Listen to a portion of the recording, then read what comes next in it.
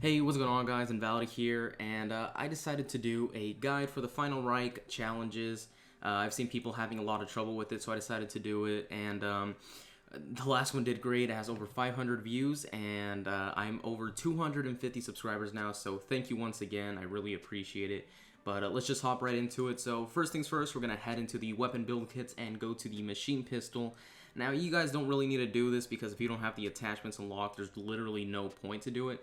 But if you do, you're going to want to have full metal jacket on it, steady aim, extended mag, as well as quick draw. Now obviously we already know what all of those do, but you can see when you put on extended mags, it just gives you 5 more bullets, so it's not that big of a deal.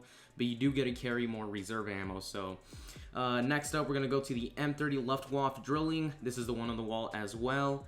And once again, if you do not have the attachments, do not worry, they're not necessary, but we have quick draw on it, as well as steady aim, rapid fire, and advanced rifling.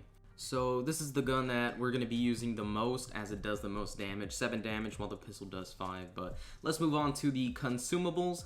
Here you're going to be having 2, alright? Now the major one is going to be the hearts. And what that does obviously is it refills your meter so you can activate your free fire once again. So I don't have that, but I'll show you a picture on screen right now. And the second one we're going to be using is the bazooka. And you're going to be using that quite often, not too much, but if you do need it and you don't have your meter filled up, that's what you're going to be using. Now there's obviously 3 types of bazookas or hearts that you can get. There's the common, which is 1 charge, rare, which is 2 charges, legendary, which is 3 charges, and the pretty rare one, which is epic, which is 4 charges. If you can get the 4 charges hearts, that's going to be very, very useful. Next up, we're going to go ahead and head into the loadout, and this is the loadout that you guys are going to be taking in. So you can see right here I have my challenges, and the key to this one is the M1911. Now the reason I'm saying that is because this gun is going to be taking care of the Wustling zombies and the flamethrower zombie, and I'm going to talk about that a little bit later on how it's actually going to do that. But next up, what we're going to be talking about is the special ability. You're going to be taking in free fire, and what that does is just gives you unlimited ammo for about 15 seconds, I'd say. And mods, these are going to be very important. You're going to want to take in armored up, and what that does is it gives you 3 points of shields, and obviously you can't go out and open doors to get your own shield, so that's going to help out a ton.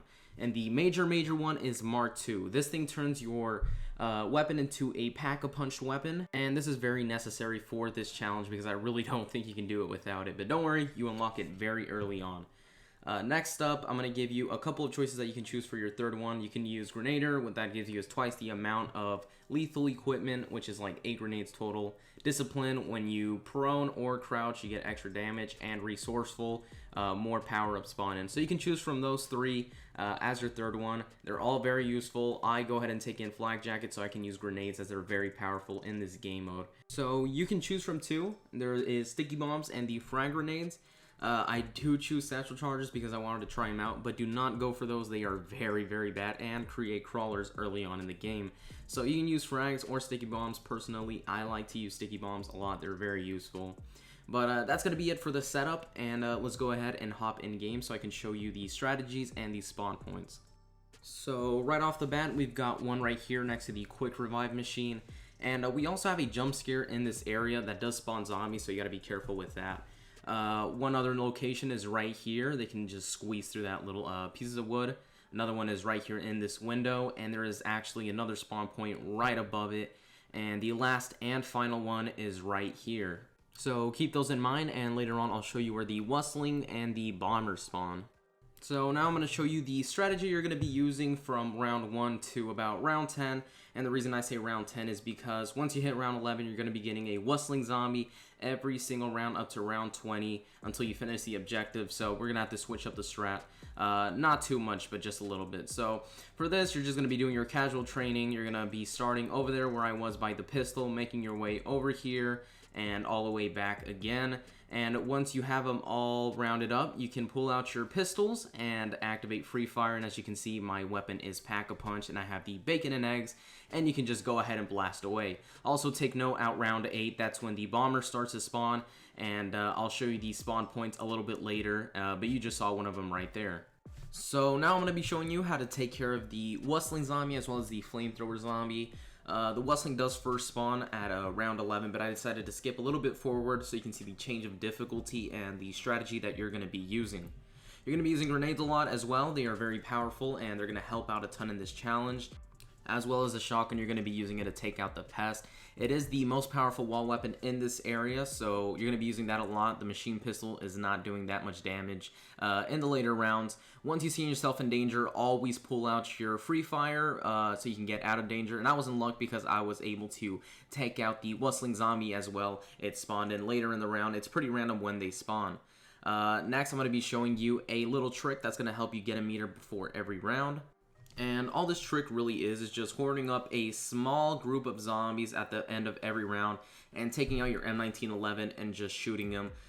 Just like in Infinite Warfare, points do raise your meter up, and that's what you're going to be doing here. So this is going to be very, very, very useful later on because you're going to want a meter at the beginning of every single round. That's going to help you take out the Wustling Zombies because the guns on the wall aren't doing that much damage, and there is no way you can take them out mid-round with a bunch of zombies following you.